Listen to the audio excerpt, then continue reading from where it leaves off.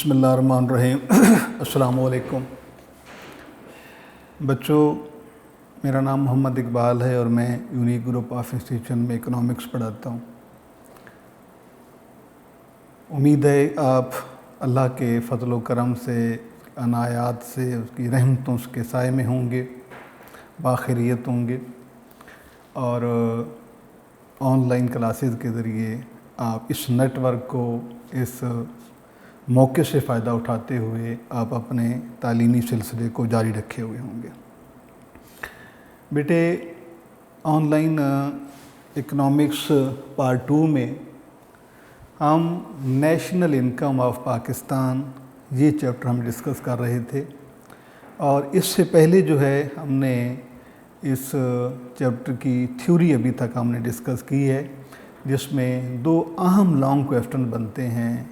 एक है difficulties in measurement of national income in Pakistan और सेकेंडली जो है वो है define per capita income, right down the causes of low per capita income in Pakistan and measures to increase per capita income in Pakistan. बहुत ही अहम है। आज बेटे हमारा इसमें जो है economics part 2 national income of Pakistan हमारा चैप्टर है और इसमें बेटे आज का हमारा टॉपिक जो है वो है MCQs, यानी इस चैप्टर के MCQs हमने सॉल्व करने हैं और MCQs के बाद जो है वो हमारा शॉर्ट क्वेश्चन आंसर का सेशन होता है। इंशाल्लाह हम इसके बाद वो करेंगे। तो MCQs समझाए, जब भी आपको जिस चैप्टर के भी MCQs बेटे सॉल्व करवाए हैं, आपको यही बात समझाई है कि आपने जो आपके सामने एक MCQs लिखा हुआ होता है, सिर्फ आपने उसको नहीं देखना होता, बल्कि आपने ये गौर करना होता है कि आया कि इसके बाद जो है इसके साथ और कौन से जो है MCQs बन सकते हैं, या ये है कि अगर इसके ऑप्शन चेंज कर दिए जाते हैं तो क्या आपको आपके अंदर इतनी सलाहियत होनी चाहिए, इतनी आपकी असेसमेंट होनी चाहिए, मुशाहिदा होना चाहिए कि अगर उस MCQs के कोई ऑप्शन बदल दिए जाते हैं, उसको क्वेश्चन बदल दिया जाता है, तो आप उन्हें बड़ी आसानी के साथ और बड़ी जो है इत्मीनान से आप उसे सॉल्व कर सकें। तो आगाज़ करते हैं बेटे। पहले है in Pakistan national income is measured. पहला MCQ है बेटे, इन पाकिस्तान नेशनल इनकम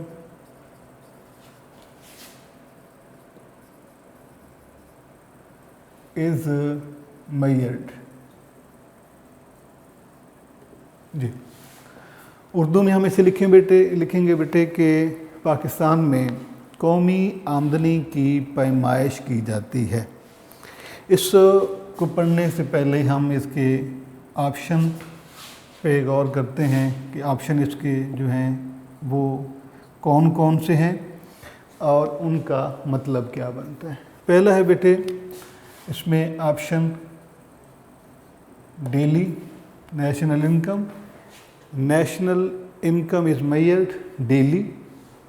उसके बाद सेकंड ऑप्शन है बेटे मंथली, माहाना। थर्ड ऑप्शन है ईयरली और लास्ट है आफ्टर 5 years। ये आपके सामने है। बड़ा आसान सा MCQs है और अहम भी बहुत है। पहले ये पास पेपर में ये आ चुका है। क्वेश्चन है बेटा कि पाकिस्तान में जो है नेशनल इनकम इज़ मेजर्ड कि कौमी आमदनी की पैमाइश की जाती है। इसमें एक बात तो बेटे आपने ये याद रखनी है कि पाकिस्तान लिखा हुआ हो या ना लिखा हुआ हो, नेशनल इनकम की मेजरमेंट का कुलिया पूरी दुनिया में सेम है। आपसे पाकिस्तान में मेजरमेंट का अरसा पूछ लिया जाए, नेशनल इनकम की मेजरमेंट का, या दुनिया के किसी भी मुल्क का पूछ लिया जाए, तो इसका आंसर जो है, इसका मतलब सेम ही होता है कि कौमी आमदनी की पैमाइश की जाती है डेली यानी रोज़ाना, मंथली माहाना एक माह बाद, ईयरली सालाना, और उसके बाद है 5 साल बाद। जी, ये हमारे पास ऑप्शन है।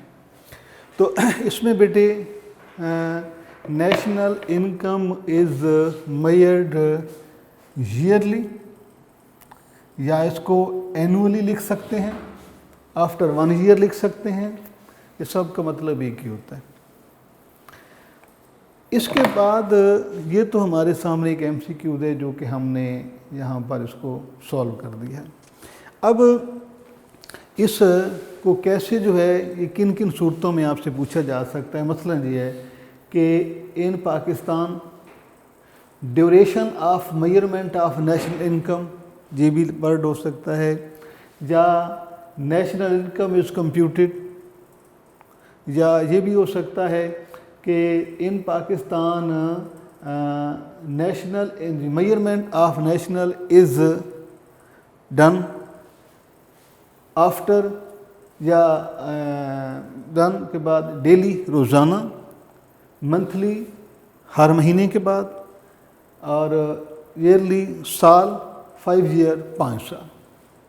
अब इसको बेटे जो है ईयर को आफ्टर 12 मंथ भी कहा जा सकता है कि 12 माह के बाद जो है इस कौमी आमदनी की पैमाइश की जाती है।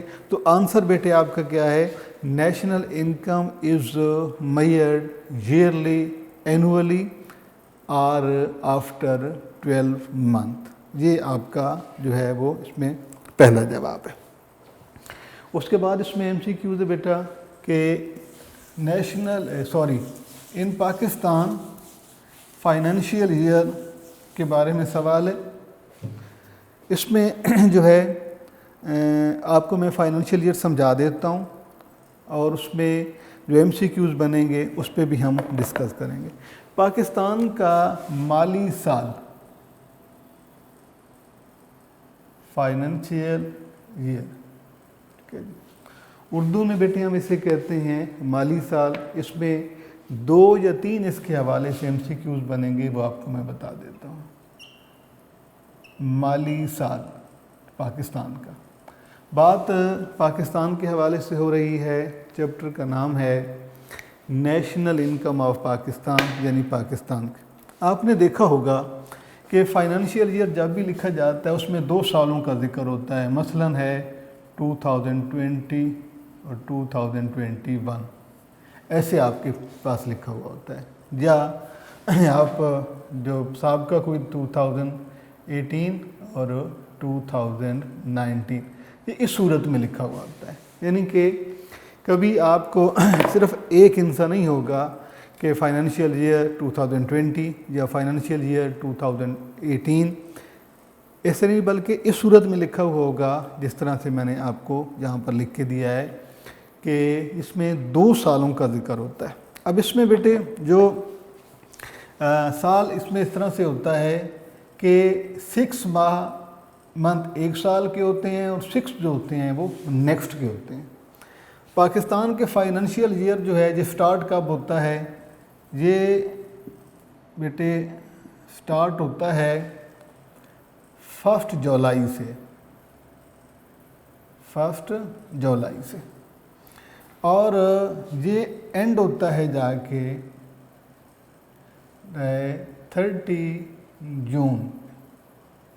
अच्छा, अब इसमें हो ये है कि 1 जुलाई पहले साल का होगा, और 30 जून जो है वो नेक्स्ट ईयर का होगा। अगर हम यहाँ पर बात करें तो ये ऐसे इसका फाइनेंशियल ईयर बनेगा कि 1 जुलाई 2020 से 30 जून 2021, इस तरह से बनेगा। यानी 6 माह जो हैं वो एक साल के होते हैं, और 6 माह जो हैं वो अगले साल के होते हैं। इस तरह से ये हमारा फाइनेंशियल ईयर मुकम्मल होता है। अब इसमें आपसे MCQs किस किस हवाले से पूछे जा सकते हैं।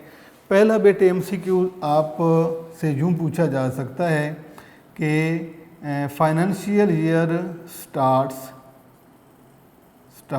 फ्रॉम, तो आपका आंसर बेटे क्या होगा? 1 जुलाई।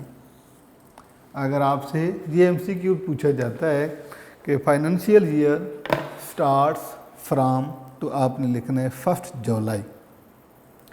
इसके साथ ऑप्शन में जो है आप के करीब करीब भी कोई ऑप्शन हो सकता है, इसके बाद भी हो सकता है, एंड वाला ऑप्शन भी इसमें हो सकता है। ये है कि आपने आंसर क्या होना चाहिए कि in Pakistan financial year starts from 1 July. एक तो एमसीक्यूज आपका जो हो जाएगा। दूसरा एमसीक्यूज आपका बनेगा बेटा कि in Pakistan financial year ends on 30 June. ये आपके 2 एमसीक्यूज बनेंगे। तीसरा एमसीक्यू जो है वो उसकी भी एक सूरत मौजूद है, वो ये होगा कि duration of financial year in Pakistan, उसका आंसर बेटे आपका होगा 1 जुलाई 1 ईयर एंड अप टू 30 जून। यानी कि इसके चूँकि ये एक कॉम्प्लिकेटेड फॉर्म में आ जाता है, इसके अमकानात नहीं होते। आपने 2 एमसीक्यूज आपसे बड़ी क्लियरली पूछे जा सकते हैं। एक ये कि in Pakistan financial year starts from, तो उसका आंसर बेटे होगा 1 जुलाई। इसके साथ आपको कोई ऑप्शन दिए जाते हैं, 1 अप्रैल दिया जाता है, 1 जो है वो जुलाई है, 1 अगस्त हो सकता है, 1 जनवरी हो सकता है। तो आपने याद रखना है कि in Pakistan financial year starts from 1 July जो है ये 1 जुलाई से शुरू होता है। उर्दू वाले बच्चे जो हैं उसको यहाँ लिखेंगे इसको 1 जुलाई कि पाकिस्तान का फाइनेंशियल ईयर जो है ये 1 जुलाई से शुरू होता है। और एंड कहाँ होता है? ये है बेटे, इसको आप 30 जून लिख दें या सिर्फ आप उसको 30 के बजाय 30 भी लिख सकते हैं। तो 2 एमसीक्यूज आपके यहाँ से बनते हैं। तो क्वेश्चन में बेटे है कि financial year in Pakistan start from 1 January, 1 June, 30 June and 1 जुलाई। तो आपका आंसर होगा इसमें 1 जुलाई। पाकिस्तान का माली साल 1 जुलाई से शुरू होता है। अगर दूसरा ही एमसीक्यूज आपसे पूछा है तो वो यूँ बनेगा कि in Pakistan financial year ends on, उसमें आप ने जो है 30 जून के आंसर को टिक करना है। जी, उसके बाद है बेटा अगला क्वेश्चन आपका है कि increase annual increase in national income is known as. ये क्वेश्चन है, ये मैं आपको समझा देता हूँ।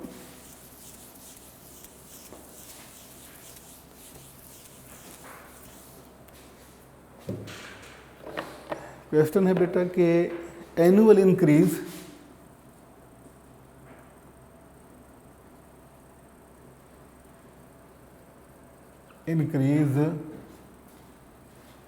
इन national income, annual increase in national income, ये एमसीक्यूज हमारा है क्वेश्चन फॉर्म में। उर्दू में आप ऐसे लिखेंगे कि कौमी आमदनी में सालाना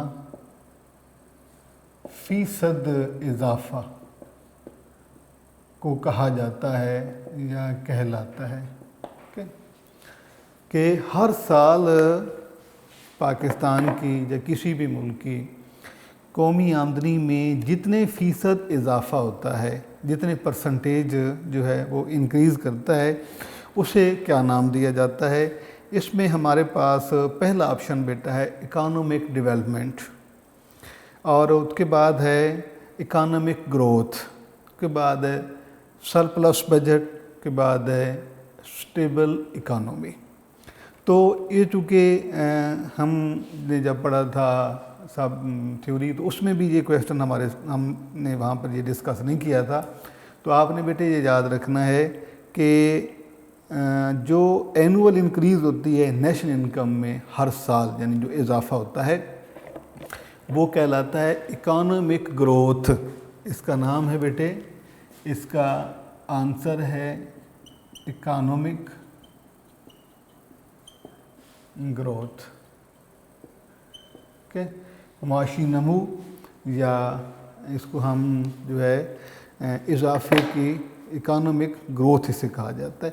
अब इसको किसी सूरत में जो है आप इसे इकोनॉमिक डेवलपमेंट सेंस में भी ले सकते हैं कि चूँकि हर साल अगर नेशनल इनकम बढ़ती जा रही है तो ये इस बात का सबूत होती है कि उस मुल्क की कौम में मुआशी तरक्की हो रही है। वैसे तो मुआशी तरक्की के और भी इंडिकेटर्स होते हैं।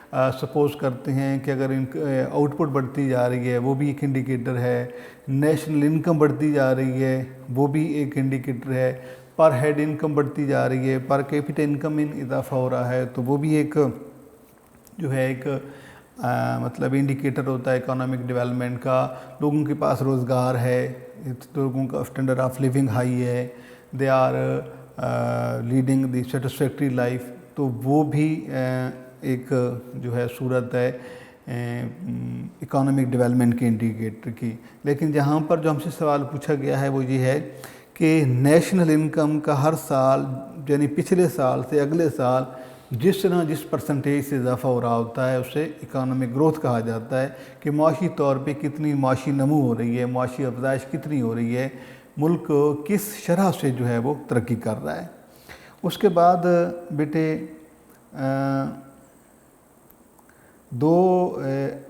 एक सवाल इसमें MCQs है जी कि एग्रीकल्चरल एंड इंडस्ट्रियल सेक्टर जो हैं,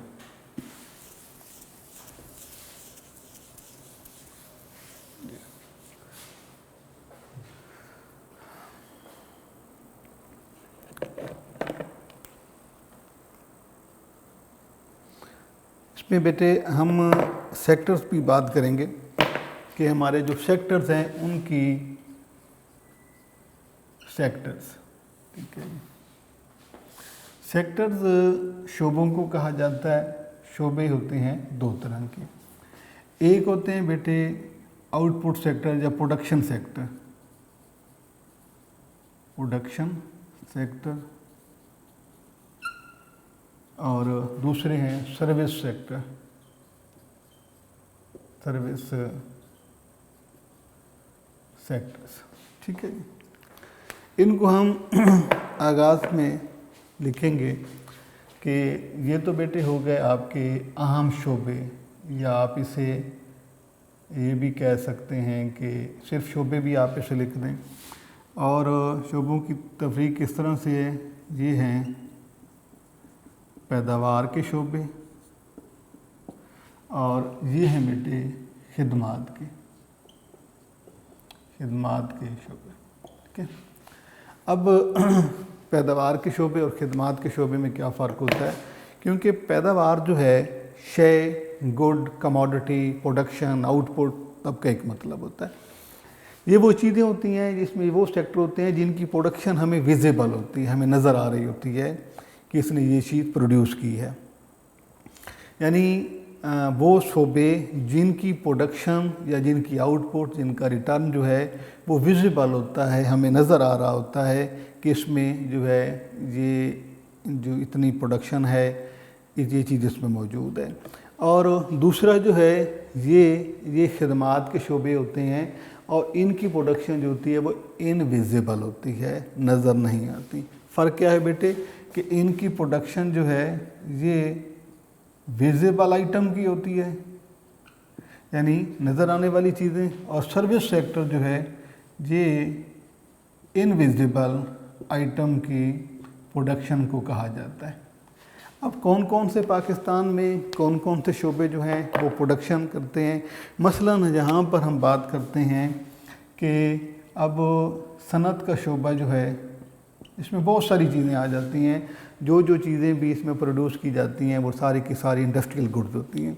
सनत का शोबा है और इसके अलावा ज़राअत का शोबा, ये दोनों शोबों की पैदावारें जो हैं ये विजिबल होती हैं, हमें नज़र आती हैं, इसलिए इन्हें जो है इन दोनों शोबों को पैदावारी शोबे कहा जाता है, यानी ये प्रोडक्शन सेक्टर हैं।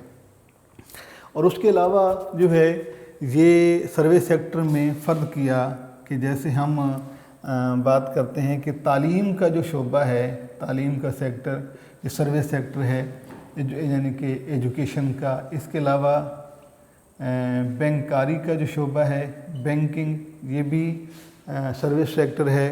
इसके अलावा तिजारत यानी ट्रेड जो है ये भी सर्विस सेक्टर में आ जाता है। तो ये बुनियादी तौर पर दो जो हैं कैटेगरीज़ हैं सेक्टर्स की, इसलिए मैंने आपको यहाँ पर लिख के दे दिया है ताकि आपको जो है MCQs तैयार करने में आसानी हो। इसमें से बेटे आपके 3 MCQs बनेंगे। पहला MCQ आपका ये बनेगा कि major categories of sectors are, तो उसमें आपने लिखनी है आंसर में 2, यानी जो शोबे हैं उनकी 2 बड़ी जो है वो कैटेगरीज या उसकी कह सकते हैं कि हिस्से या सूरतें कौन कौन सी हैं, 2 हैं। एक है बेटा प्रोडक्शन सेक्टर और दूसरा है सर्विस सेक्टर। एक तो MCQs आपका ये हो गया। उसके बाद जो है फिर हम इस पे आ जाते हैं, ये जो हमारे पास सर्विस सेक्टर है। अब इस सर्विस सेक्टर में हम ये देखते हैं कि कौन कौन से पॉसिबल जो है वो MCQs हो सकते हैं। इसमें बेटे MCQs जो हैं इस सेक्टर से आप कैसे बनाएंगे, यानी कि इसमें एक तो MCQ आपका ये बनेगा कि आपको कह देंगे जी production sectors are, production sectors are यानी पैदावारी शोबे हैं। उसके नीचे आपको ऑप्शन में आपको ये 2 बता दिए जाते हैं, तो आप इसका मतलब ये है कि आप इसे लिखेंगे कि ये जो है पैदावार के शोबे हैं। एक तो सूरत ये हो सकती है। दूसरी सूरत ये हो सकती है कि आपको ये ज़राअत और ये लिख के दे दिए जाएं और पूछ लिया जाए कि ये कौन से शोबे हैं, तो उसका आप आंसर। ये बेटे आपको यहाँ पर ना ये 2 MCQs मैं आपको यहाँ पर लिख देता हूँ कि ये कैसे बनेंगे आपके। सबसे पहला जो है, एक तो आप इसमें MCQs आपका यूँ बनेगा कि प्रोडक्शन सेक्टर इज़, ये तो आपका हो गया क्वेश्चन। आंसर में A, B, C, D 4 production sector में मसलन जहाँ पर आपको एक दे देते हैं बैंकिंग, ट्रेड और इंडस्ट्री, और इसके बाद जो है आपको मतलब एजुकेशन, ये आपको 4 जो है वो सेक्टर दे दिए जाते हैं। क्वेश्चन बेटे आपसे क्या पूछा जा रहा है जहाँ पर ये मैंने कहा कि आपने इसमें ये बताना है कि इसमें कौन सा सेक्टर जो है वो प्रोडक्शन सेक्टर है। हम ये जानते हैं कि बैंकिंग भी प्रोडक्शन सेक्टर नहीं है, ट्रेड भी नहीं है, ये सर्विस सेक्टर में आ जाते हैं, और उसके अलावा जो है ये इंडस्ट्री ये हमारा प्रोडक्शन सेक्टर है, एजुकेशन भी प्रोडक्शन सेक्टर नहीं है। तो एक तो सूरत MCQs के आने की ये हो सकती है कि आपको ऊपर लिख दिया जाए प्रोडक्शन सेक्टर इज़, तो नीचे आपको 4 ऑप्शन दिए जाते हैं, इसमें से आपने उस चीज़ को टिक करना है उस सेक्टर को टिक करना है जो प्रोडक्शन सेक्टर होगा। अच्छा, एक तो ये, इसके अलावा इसी को आप अगर आप देखें तो आप ये इंडस्ट्री आपको हम यहाँ लिख देते हैं, तो हम लिख देंगे industrial sector is the example of या इज़। उसके बाद आपको लिख दें जी production sector, service sector, important sector, general sector. तो उसमें आपने ये याद रखना है कि आपका आंसर क्या होगा, प्रोडक्शन सेक्टर। यानी प्रोडक्शन सेक्टर क्वेश्चन में आएगा तो यहाँ से प्रोडक्शन सेक्टर का आपने इंतखाब करना है, और जहाँ पर अगर प्रोडक्शन सेक्टर दिया हुआ है तो यहाँ पर आपने जो है वो उसको आंसर लिखना है। इसके अलावा बेटे कि इसकी और अहम तरीन सूरत हो सकती है, इसी क्वेश्चन का मैं थोड़ा सा चेंज कर देता हूँ कि विच इज़, क्वेश्चन आपसे ये भी हो सकता है कि which is not service sector. क्या क्वेश्चन क्या है बेटा, पहले आपने समझना है कि आपसे क्या पूछा जा रहा है कि यहाँ है कि which is not service sector, यानी इन ऑप्शन में से आपने देखना है कि कौन सा जो है वो सर्विस सेक्टर नहीं है। तो इसमें आप ये देखें कि ये भी सर्विस सेक्टर है, ये भी है, ये नहीं है, ये तीनों सर्विस सेक्टर हैं, एक प्रोडक्शन, यानी कि ये नहीं है, this is not production sector. तो आपका जो है क्वेश्चन का आंसर ये होगा। इसी तरीके से जो है जब आप इसमें से एमसीक्यूज बनाएंगे, इसमें से भी आपका ऊपर आपको सेक्टर देगा, नीचे सर्विस सेक्टर को पूछने का कह दे, या सर्विस सेक्टर ऊपर लेकर ये पूछ ले कि ये कौन से सेक्टर हैं। तो ये दो एमसीक्यूज बेटा यहाँ से ऐसे बन सकते हैं। क्वेश्चन है हमारे पास एक कि which is service sector, industry, mining, electricity, trade. तो ट्रेड इसमें जो है वो सर्विस सेक्टर है। तो ये हमारे नेशनल इनकम ऑफ पाकिस्तान के बेटे एमसीक्यू सॉल्व करते। इंशाअल्लाह हम अपने अगले लेक्चर में एमसीक्यू और उसके बाद जो है फिर शॉर्ट को डिस्कस करेंगे। अल्लाह हाफिज़।